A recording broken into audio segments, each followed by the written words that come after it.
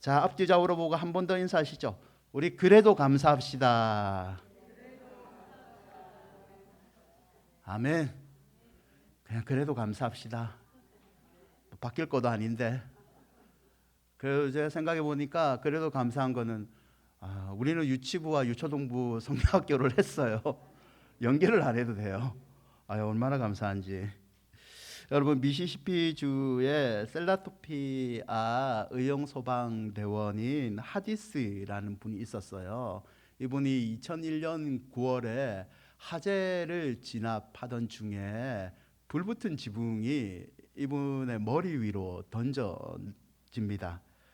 그래서 귀, 코, 입술, 눈꺼풀, 얼굴 전체가 이 불에 다 버려요. 71번의 수술을 거치지만 이전과 같은 얼굴을 다시 회복할 수는 없게 되었습니다. 2011년 시력을 완전히 잃을 수 있다라는 진단을 받게 돼요. 이 안면 이식 수술을 해야 되는데 그때까지는 이게 상용화가 되지 않았어요. 2005년에 프랑스에서 세계 최초로 손과 얼굴 동시에 이식 수술을 진행을 했는데요. 이 이식 수술을 받은 환자가 한 달이 안 돼서 합병증으로 사망을 했습니다. 그러니까 하디슨이 수술은 해야겠는데 두려운 겁니다. 선택을 해야 됐죠.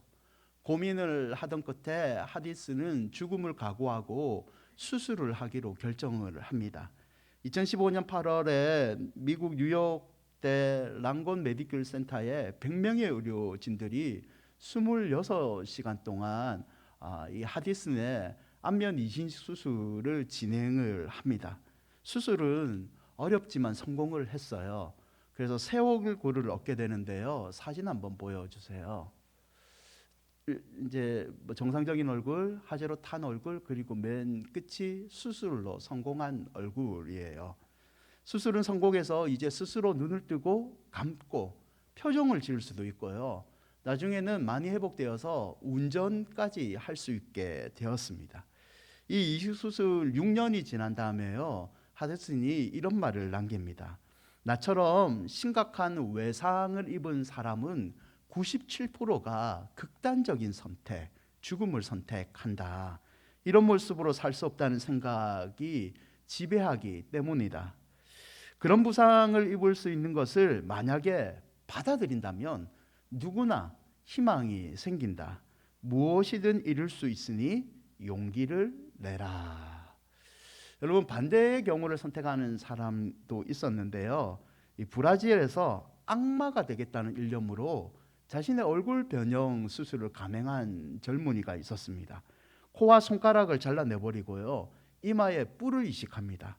그리고 입을 뚫고 나오는 은색 송곳니 아시죠? 악마. 그 송곳니를 이식하는데요. 사진 좀 그런데 좀 보여주세요. 저렇게 미셸 프라도라는 사람이 악마 같은 얼굴을 하고 싶어서 저렇게 자신에게 수술을 선택합니다. 은색 어금니 저거 하나가 120만 원이에요. 왜 이런 선택을 이 사람은 했을까요? 왜 이런 선택을 했을까요? 악마가 되고 싶어서? 여러 가지 이유가 있겠지만 이분은 인스타그램이라는 SNS에 자기 얼굴이 변형하는 과정 하나하나를 올렸어요. 이분의 인스타에 팔로우 계속 정기적으로 보는 사람이 60만 명입니다. 사람들이 자기를 관심 가져주니까 그에 상응하는 이 돈이 따라오니까 이거를 선택을 했다는 거죠. 여러분, 자그마한 예지만 우리의 인생은요, 선택의 연속입니다. 물론 스스로 선택할 수 없는 것도 많아요. 부모를 우리가 선택할 수는 없잖아요. 우리의 고향 선택할 수 없지 않습니까? 그리고 남자 여자를 우리가 선택할 수는 없습니다. 그럼에도 불구하고 우리가 얼마든지 선택할 수 있는 게 더 많아지고 있는 것 같습니다. 대학교 진학을 우리가 선택할 수 있죠. 이건 아니죠. 머리가 좀 따라야 되니까. 그리고 결혼도 선택에 할 수 있는 겁니다. 취업도 다양한 경로를 통해서 우리는 선택할 수 있죠. 어떻게 선택하느냐에 따라서 우리 인생의 결이 달라집니다. 그래서 우리는 지혜로운 선택을 위해서 전문가들을 찾아가고 조언을 구하죠. 좀 안타깝지만 무당이 안 없어지는 이유도 여기에 있는 것 같아요. 지혜로운 선택을 그 사람에게 받는 것 같아요. 특히 예상치 못한 문제가 갑자기 우리 인생에 닥쳐오면 우리는 당황을 하게 됩니다. 얼떨결에 어쩔 수 없는 선택들을 많이 하게 되죠. 어떻게 됩니까? 평생 후회를 하죠. 원망을 합니다. 이 남자하고 살아서는 안 됐는데 라고 평생 후회를 하게 되죠. 사랑하는 여러분, 인생의 수많은 선택의 시간에 여러분은 어떤 선택을 하십니까? 여러분의 그 선택의 기준은 무엇입니까? 그리고 그 선택은 여러분 최선이었습니까?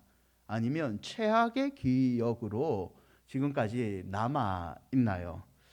여러분, 생존을 위협하는 시대에 우리의 부모 세대 보릿고개라고 얘기하죠. 그때는 최선의 선택은 정해져 있습니다. 가난을 벗어나기만 하면 된다. 굶지만 않으면 된다. 쌀밥만 먹으면 된다. 이게 최선의 선택이었습니다. 그래서 경제적인 어려움을 벗어나기 위해서 아버지가 아이들에게 폭력을 행사해도 그냥 우리 아빠는 우리를 먹여 살리니까 다 용서가 되는 시대였습니다. 그러나 오늘날처럼 먹고 사는 문제가 해결된 이 풍요의 시대는요, 최선의 선택보다는 최악의 상황을 회피하는 것이 더 중요하게 여겨지고 있습니다. 여러분, 우리가 잠깐 읽은 마태복음 27장에는요 인생에서 최악의 선택을 한 사람이 성경에 소개되어 있습니다. 그 사람들은 바로 빌라도와 그리고 유대인들입니다. 예수님께서 이 땅에 오셔서 말씀을 전하시고 수많은 기적을 행하십니다. 그러니까 예수님을 따르는 사람들이 많이 생긴 거예요. 예수님을 왕으로 모시자라고 주장하는 사람들까지 생깁니다. 그러자 예수님을 경계했던 유대인들, 특히 당시에 기득권을 쥐고 있었던 장로들과 대제사장들은 예수님을 죽이려고 이제 작심을 하게 됩니다. 그들은 산헤드린 공회를 밤중에 급히 소집하게 됩니다. 산헤드린 공회는 지금의 대법원과 같은 역할을 하는 공의회입니다. 이 산헤드린 공회에는 규칙이 몇 개 있었는데요. 모든 범죄 사건은 낮에 재판하고 낮에 끝난다. 근데 예수님은 밤에 재판을 해요. 유월절 기간에는 범죄 사건을 다뤄서는 안 된다. 예수님은 유월절 기간에 재판을 받습니다. 무죄 선언을 할 경우는 당일 선고를 마치지만 유죄의 경우에는 재판장의 마음에 자비심이 생길 수 있기 때문에 다음 날 선고를 해야 됩니다. 예수님은 당일날 바로 선고받습니다. 재판하는 것은 성전에만 유효하는데 예수님은 빌라도의 법정에서 재판을 받아요. 그리고 증인 2명은 서로 연락 없이 만나야 되는데 예수님은 짜여진 증인에게 심판을 받게 됩니다. 예수님을 죽이기 위해서 이 대제사장과 장로들은 모든 유대의 규칙을 다 어기고 법을 집행하고 사형 언도를 결정을 하게 되죠. 제목은 신성모독죄입니다. 하나님의 아들이라 칭했다. 성전모독죄입니다.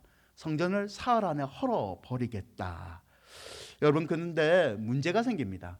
당시에 이스라엘은 로마의 식민지예요. 로마의 식민지이기 때문에 이들은 자치권은 보장받지만 사형권이 없어요. 사형을 언도도 못하고 사형을 집행도 못합니다. 이런 문제에 봉착하다 보니까 이들은 사형의 권한을 가진 빌라도에게 예수님을 데리고 갑니다. 빌라도에게 데리고 갔는데 제목이 신성모독이 성립이 안 됩니다. 왜냐하면 당시의 로마 사회는 다신론 국가입니다. 다신론 국가이기 때문에 예수가 자칭 자기가 하나님의 아들이라고 얘기해도 이거는 죄가 안 되는 게 로마의 관례입니다. 그래서 예수님의 사형죄를 국가 반역죄로 제목을 바꿔버립니다. 누가복음 23장 2절인데요. 고발하여 이르되 우리가 이 사람을 예수님을 보매 우리 백성을 미혹하고 가이사에게 세금을 바치는 것을 금하여, 가이사의 것은 가이사에게 말씀하신 적이 있죠. 자칭 왕, 그리스도라 하더이다. 이 사람은 자기를 왕이라고 해서 밀란, 반란을 일으킬 수 있는 여지가 충분히 높다라는 국가 반란죄로 빌라도에게 고소를 하게 되죠. 빌라도는 이들의 고소대로 예수님을 신문합니다. 그런데 죄를 찾을 수가 없어요. 아무리 노력을 해도 예수님의 죄를 찾을 수가 없습니다. 석방을 하려고 하죠. 그러나 고소한 사람들이 더욱 강력하게 빌라도를 압박합니다. 누가복음 23장 5절인데요. 무리가 더욱 강력하게 말하되 그가 온 유대에서 가르치고 갈릴리에서부터 시작하여 여기까지 와서 백성을 소동하게 하나이다. 23장 5절에 갈릴리에서 예수님이 온 것을 빌라도는 알게 되니까 자기가 어떻게 할 수 없으니까 갈릴리 분부왕인 헤롯에게 예수님의 재판을 넘겨버립니다. 이때 헤롯은 예수님이 태어났을 때 아이들을 죽였던 헤롯 대왕이 아니라 그의 아들인데요, 세례요한의 목을 쳐버렸던 그 헤롯입니다. 헤롯 안디바는 평소에 기적을 행하는 예수님의 소문을 들었어요. 예수님을 보고 싶었습니다. 그래서 재판을 받습니다. 재판을 받는데 재판을 하기보다는 예수님이 자기 눈앞에서 기적을 해주기를 원했습니다. 근데 예수님이 기적을 행하지 않아요. 그래서 헤롯은 빌라도에게 다시 돌려보냅니다. 그러니까 빌라도는 다른 방법을 생각하는데 마태복음 27장 15절과 16절인데요. 함께 읽어볼까요? 명절이 되면 총독이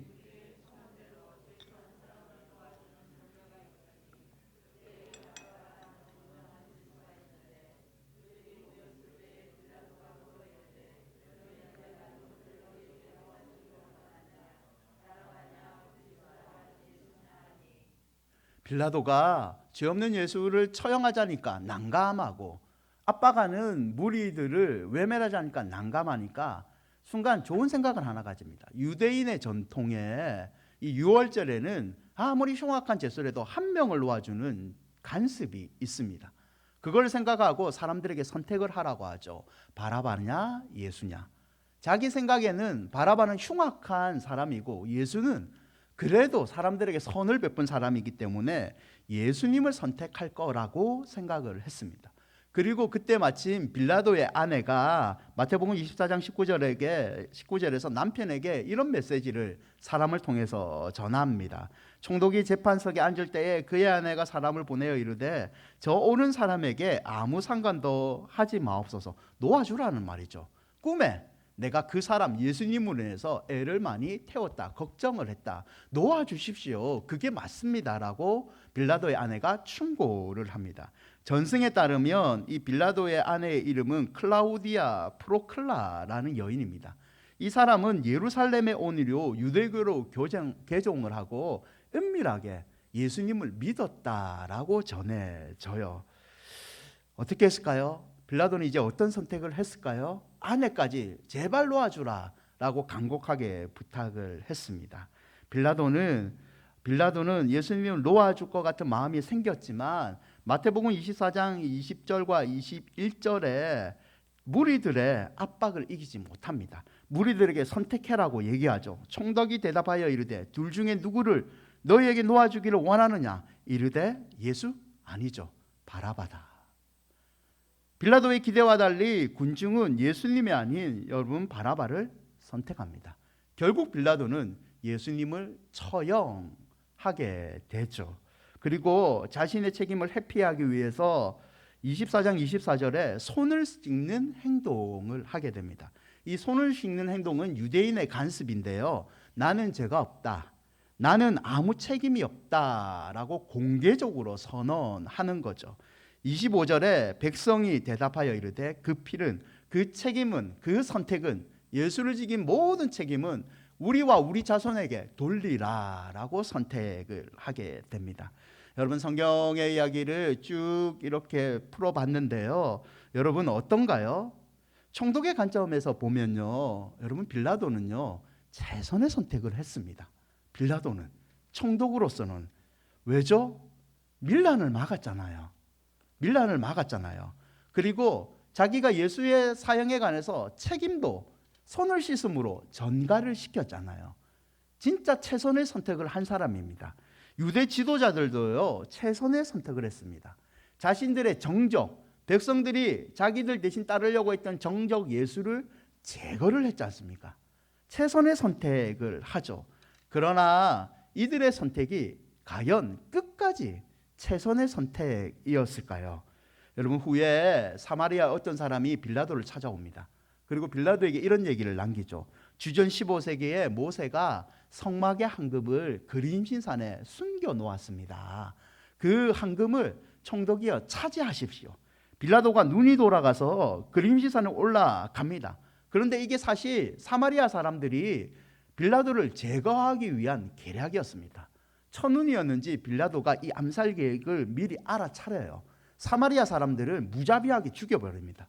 사마리아 사람들이 너무 억울하니까 황제에게 탄원서를 보내요. 빌라도 때문에, 폭군 빌라도 때문에 우리 못 살겠다. 어떻게 되는지 아세요?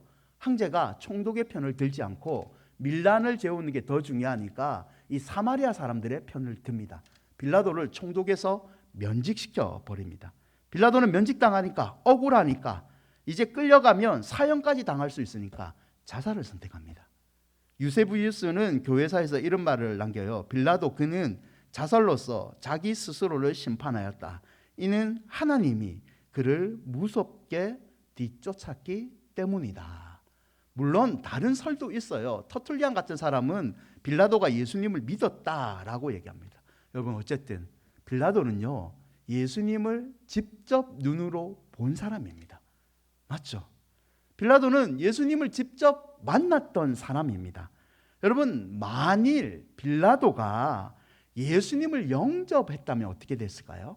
아내의 충고대로 예수님을 영접하는 것을 선택했다면 어떻게 되었을까요? 사도신경에 우리가 오늘도 외운 구절이 뭡니까? 본디오 빌라도에게 고난을 받으사. 빌라도가 만약에 예수님을 영접했다면 지금까지, 아니 앞으로도 그리스도인들의 수많은 입에서 오르락내리락 거리는 치욕을 당하지는 않았을 겁니다. 여러분, 빌라도의 한 선택이 그의 영혼의 최악의 선택이 돼버렸던 거죠. 여러분, 유대인들은 어떻게 되었을까요? 예수님을 심판했던 유대인들은 잘 살았을까요? 아닙니다. AD 70년에 로마 장군 티토스가요, 예루살렘으로 쳐들어옵니다. 그리고 6월절에 수만 명의 사람들이 모였는데 110만 명을 그 자리에서 죽여버립니다. 그리고 우리가 알다시피 유대인들은 오랜 세월 동안 나라를 잃어버리는 방랑의 세월을 보내지 않습니까? 여러분, 빌라도와 유대인들은요, 나름대로 최선의 선택을 했습니다. 그러나 그들의 선택은 최선이 아니라 최악의 선택이 되었죠. 여러분, 우리가 살아온 인생의 선택을 한번 되돌아 보십시오. 우리는 그때마다 나름대로 최선의 선택을 했는데 과연 그 선택이 최선의 선택이었습니까? 아니면 지금 뒤돌아보건대 최악의 선택은 아니었나요? 오늘은 짧은 시간에 성도가 어떤 선택을 할 때 최선의 선택을 할 수 있는지 성도의 선택의 기준을 알아보고자 합니다. 이 짧은 선택의 기준을 여러분 믿음의 표본으로 삼으시고 인생의 여러 순간 지혜로운 선택을 하시기를 주님의 이름으로 축원드립니다. 선택의 기준 첫 번째는요, 하나님 중심으로입니다.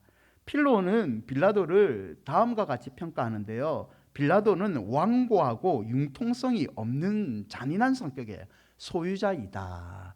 로마인 이야기로 유명한 시오노 나나미는 빌라도를 딱 두 가지로 평가합니다. 무능한 사람, 아부 떠는 사람.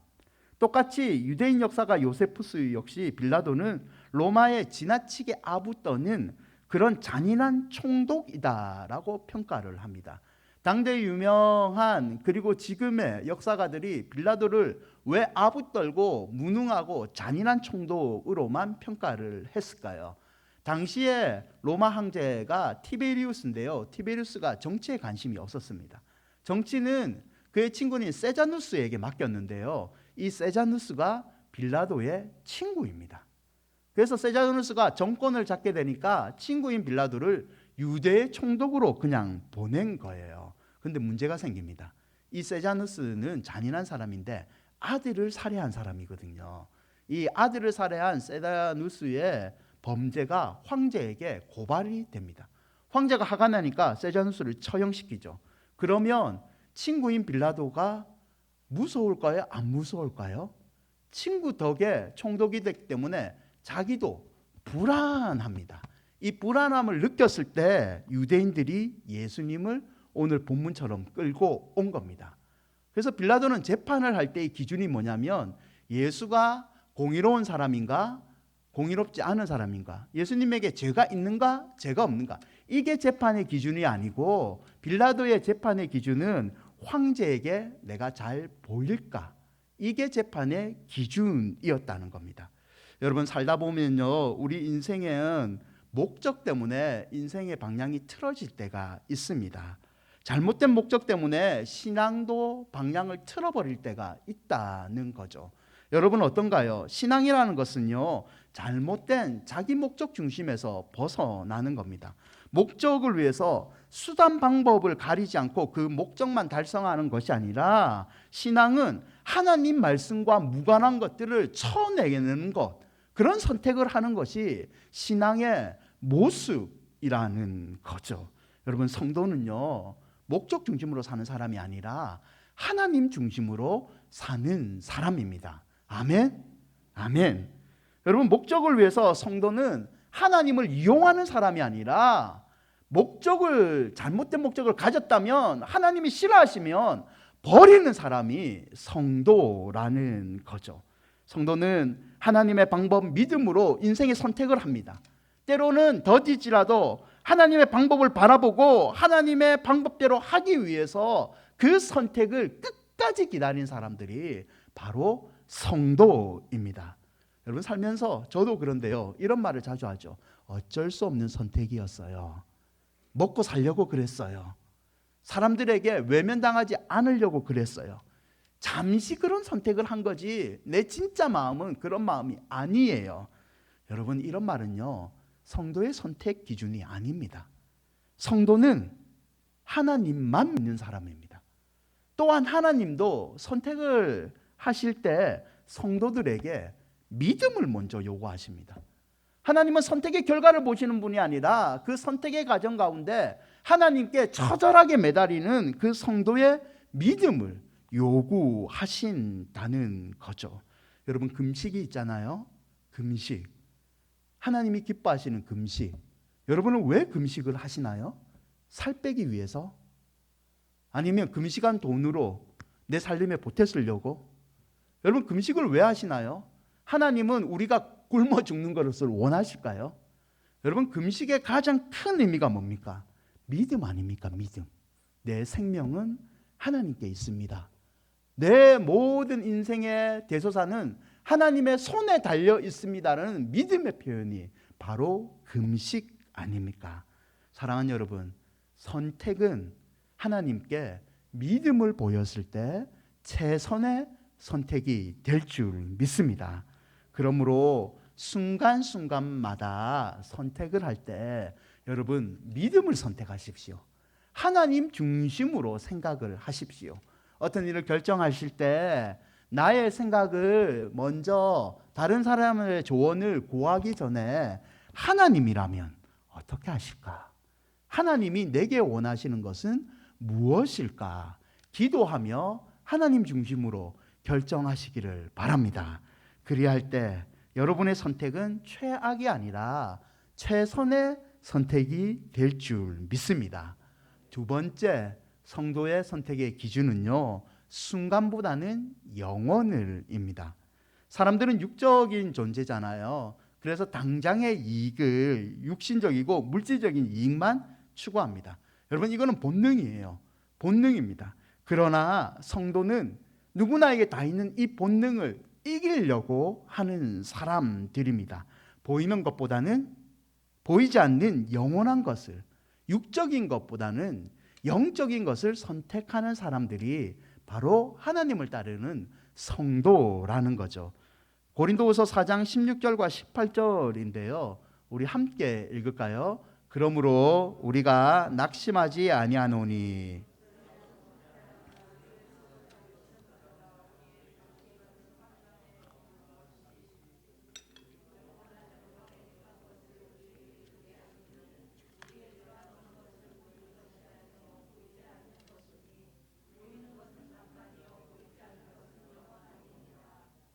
아멘. 여러분, 잠깐 보이는 것을 선택하지 말고 보이지 않는 영원한 것을 여러분은 선택하시기를 바랍니다. 성도의 선택 기준 마지막은요, 넓은 길보다는 좁은 길을입니다. 군자대로라는 말이 있잖아요. 군자는 큰 도로로만 다니고 팔자 걸음을 하고 손을 뒤로 하고 이렇게 걸어야지 양반이죠. 그게 군자대로라는 거잖아요. 큰 길을 택해서 가라. 사람은 태어나면 어디로 보내야 되죠? 서울을. 말은 어디를 보내야 됩니까? 제주도. 요즘은 그렇지는 않습니다. 여러분, 남들이 우르르 몰려가면 나는 무조건 거길 가야 됩니까? 안 가야 됩니까? 일단 무조건 뛰어야 돼요. 그게 세상의 원리입니다. 맞죠? 그러나 여러분, 우리 알잖아요. 많은 사람들이 간다고 해서 넓은 길이라고 해서 반드시 좋은 길은 아닙니다. 성경은 이런 의미에서 정반대의 길, 성도는 사람들의 휘둘리지 않는 좁은 길을 선택하라 라고 얘기를 합니다. 남들이 구원은 부처에게 있다, 구원은 나한테 있다, 부처는 다른 사람에게 있다 말을 할지라도 성도는 좁은 길인 예수 그리스도만이 구원의 길이라는 것을 믿으라 라고 얘기합니다. 예수님이 마태복음 7장 13절과 14절에 이렇게 얘기하죠. 좁은 문으로 들어가라. 멸망으로 인도하는 문은 크고 그 길이 넓어 그리로 들어가는 자가 많고 생명으로 인도하는 문은 좁고 길이 협착하여 찾는 이가 적음이니라. 사랑하는 여러분, 이 말은요, 숲속으로 다 들어가서 기도만 해라 그런 뜻이 아닙니다. 이 말은 선택의 순간 너희들은 좁은 길, 사람들의 말에 휘두르지 말고 하나님의 길, 좁은 길, 그 좁은 길이 험할지라도 그 길만 선택해라. 그게 바로 생명을 얻는 길이다 라는 주님의 당부이죠. 성경에 이런 선택을 한 수많은 믿음의 선배들이 있습니다. 예수님은요, 십자가를 통해서 이 좁은 길의 선택이 옳다는 것을 보여주시죠. 우리가 알다시피 겟세마네 동산에서 피땀을 흘리실 때 예수님은요, 십자가를 피할 수 있었습니다. 그럼에도 불구하고 예수님은 스스로 십자가를 선택하시죠. 사람들은 이 예수님의 선택을 최악의 선택이라고 얘기합니다. 조롱을 하고요, 멸시를 합니다. 그러나 결과는 어떻게 됐죠? 최악의 선택이라 말했던 이것이 최선의 선택이 되었습니다. 인류를 구원하고 부활 승천하시고 하나님 우편에 앉으셔서 권세를 잡는 그런 영광을 받게 되었다는 거죠. 여러분, 모세는요, 애국 궁궐의 부귀영화를 포기합니다. 사람들은 미쳤다고 합니다. 너는 최악의 선택을 했다라고 합니다. 그러나 모세는 이게 광야의 고난이지만 나는 기쁘다라고 얘기를 합니다. 왜 그렇죠? 히브리서 11장 24절과 26절에 보면 모세는 믿음으로 자신의 선택을 했는데 장성하여 바로의 공주의 아들이라 칭함을 거절합니다. 도리어 하나님의 백성과 함께 고난받기를 잠시 이 땅에서 누리는 낙보다 더 좋아하고 그리스도를 위해서 수모를 감당했다. 보아보다 나는 더 좋다라고 얘기합니다. 왜죠? 이는 상주심, 천국을 바라봄이라. 사랑하는 여러분, 사람들은 최악이라 말했지만 이들은 최선의 선택을 했던 겁니다. 다니엘은 부위와 타협하지 않고 믿음을 지키고자 최악의 선택이라는 사자굴로 뛰어들었습니다. 사도 바울도요, 자신의 모든 조건을 배설물처럼 다 여기며 하나님을 아는 복음의 지식을 가장 고상한 것으로 선택하죠. 그러니까 사도행전 26장 24절에 베스도로 대표되는 사람들이요, 바울에게 이런 말을 해요. 바울아, 네가 미쳤다. 네 많은 학문이 너를 미치게 하였다라고 조롱을 합니다. 최악의 선택을 너는 했다라고 얘기하죠. 이때 사도 바울이 어떻게 얘기한 줄 아세요? 25절에 보면 바울이 이르되 내가 미친 것이 아니요 참되고 온전한 말을 한다. 너희들에게는 미친 최악의 선택이지만 아니다. 나의 선택은 참되고 온전한 최선의 선택이었다라고 자신 있게 바울은 자신의 믿음을 사람들 앞에 선포하고 있습니다. 사랑하는 여러분, 살다 보면요, 이해할 수 없는 상황이 참 많아요. 그 선택의 순간 이해할 수 없지만 하나님을 믿으신다면 하나님을 신뢰하는 믿음으로 좁은 길을 선택하십시오. 아멘. 마태복음 7장 13절과 14절, 좁은 문으로 들어가라. 좁은 문으로 들어가라. 이 예수님의 말씀을 잊지 마십시오. 예수께서 좁은 문으로 들어가는 우리를 인도해 주실 줄 믿습니다. 그러므로 세상의 넓은 문보다는 이 위기의 순간 하나님을 믿는 좁은 문을 선택하셔서 하나님이 주시는 생명과 은혜를 누리시기를 축원드립니다. 여러분, 말씀을 맺고자 합니다. 버킷리스트라고 들어보셨죠? 여러분의 버킷리스트는 뭔가요? 저는 그 중에 하나가 미국과 유럽을 가보는 게 있어요. 언젠가 가볼지는 모르겠지만, 여러분, 버킷리스트라는 말은 평생 한 번쯤 해보고 싶은 일, 그런 소망의 목록입니다. 이 말은 죽다라는 뜻인 수거인 kick the bucket이라는 말에서 유래가 된 말이에요. 중세시대 때 교수형을 처하거나 자살을 할 때 사람들이 올가미의 목을 두르는데요, 뒤집힌 양동이 위에 올라가서, 그리고 올라간 다음에 양동이를 걷어찹니다. 그리고 죽어요. 여기서 kick the bucket이라는 말이 생깁니다. 이 말이 사람들에게 본격적으로 알려진 것은 2007년도인데요. 톰 라이더 감독, 제콜라스, 그리고 모간 프리먼 주연의 영화가 하나 나와요. 이 영화 제목이 버킷리스트, 죽기 전에 꼭 하고 싶은 것들입니다. 이 영화의 내용은 2명의 말기암 환자들이 죽기 전에 자신의 소원 목록을 작성하고 여행을 떠나고 성취한다는 내용이에요. 이때부터 사람들 사이에는 버킷리스트가 유행을 했죠. 죽기 전에 해야 될 31가지, 죽기 전에 꼭 와야 될 곳, 죽기 전에 꼭 만나야 되는 사람, 이런 것들이 유행하기 시작합니다. 여러분, 여러분의 버킷리스트는 무엇인가요? 그리고 그 버킷리스트를 위해서 여러분은 어떤 최선의 선택을 하고 있습니까? 사랑하는 여러분, 예배는요, 월십이라고 우리는 알고 있습니다. 월십의 뜻은 가치 있는 것을 그분께 드린다는 뜻이 있습니다. 즉, 인생의 최고의 선택은 우리의 버킷리스트의 1번은 하나님을 만나는 이 예배가 돼야 될 줄 믿습니다. 여러분, 시편 84편 1절과 2절인데요. 우리 함께 읽을까요? 만군의 여호와여,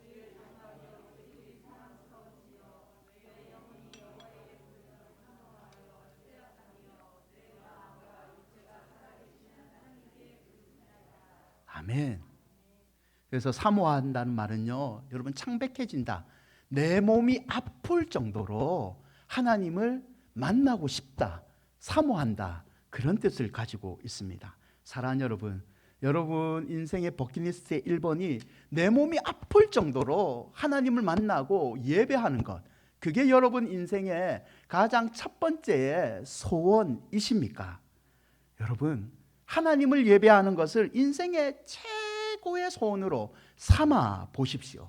그러면 하나님이 인생의 선택의 순간 최선의 선택으로 저와 여러분을 이끌어 주실 줄 믿습니다. 아무쪼록 믿음의 최선의 선택으로 하나님이 허락하신 최선의 미래를 맞이하시기를 주님의 이름으로 축원드립니다.